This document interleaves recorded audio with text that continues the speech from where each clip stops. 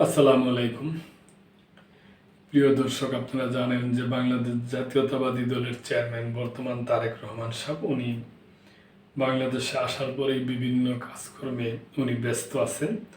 উনি আজ করাইল বস্তিতে গিয়েছিলেন এবং বস্তিবাসীদের আশ্বস্ত করছেন যে ওনারা ক্ষমতায় গেলে এখানে ভবন নির্মাণ করে দেওয়া হবে। আমি মনে করি এটা ভালো উদ্যোগ, এটা যদি হয় ভালো হবে। এরকম প্রতিটা রাজনৈতিক দলেরই এই ধরনের কাজকর্ম করা উচিত আমি মনে করি। বিএনপি ক্ষমতায় গেলে করাইলবাসীর জন্য ভবন নির্মাণ করা হবে। করাইলবাসীর থাকার কষ্ট দূর করতে উঁচু উঁচু ভবন নির্মাণ করা হবে বলে অঙ্গীকার করছেন বিএনপির চেয়ারম্যান তারেক রহমান। পাশাপাশি যে কোনো বিপদে আপদে করাইলবাসীর পাশে থাকার অঙ্গীকার করছেন তিনি। মঙ্গলবার মরহুমা বেগম খালেদা জিয়ার রুহের মাগফিরাত কামনায় করাইলবাসী আয়োজিত দোয়া মাহফিলে উপস্থিত হয়ে এই অঙ্গীকার করছেন তারেক রহমান। দোয়া মাহফিলে তার সঙ্গে উপস্থিত ছিলেন তার সহধর্মিণী ডাক্তার জোবাইদা রহমান।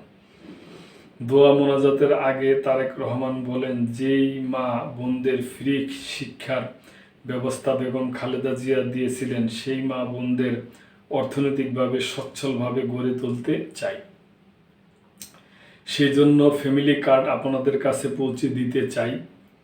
কিন্তু সকল কিছু নির্ভর করবে একমাত্র রাব্বুল আলামিনের রহমের উপরে। আমরা যদি আল্লাহর কাছে চাই, আল্লাহ হচ্ছে রহমান রাহিম।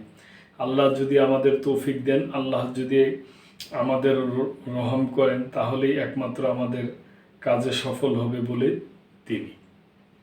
তারেক রহমান আরও বলেন, আমরা সিদ্ধান্ত নিয়েছি আল্লাহ সুযোগ দিলে আপনারা যে থাকার কষ্ট করছেন সেই কষ্ট ধীরে ধীরে সমাধান করতে চাই। এখানে উঁচু উঁচু বিল্ডিং করে দিতে চাই। এখানে যে মানুষগুলো থাকেন তাদের নামে রেজিস্ট্রি করে ছোট ছোট ফ্ল্যাট করব, সেই ফ্ল্যাটগুলো আমরা তাদের নামে দিতে চাই। পাশাপাশি বস্তিবাসীদের জন্য উন্নত শিক্ষা ও চিকিৎসা নিশ্চিত করা হবে বলে ওই সময় জানান বিএনপি চেয়ারম্যান। তো প্রিয় দর্শক, আমি মনে করি এটা ভালো উদ্যোগ। যদি ওনারা এটা করে তাহলে ভালো, আলহামদুলিল্লাহ। তো এই ব্যাপারে আপনাদের কোনো মন্তব্য থাকলে অবশ্যই করবেন এবং মেম্বারশিপ নিয়ে চ্যানেলটির পাশেই থাকবেন। আল্লাহ হাফেজ।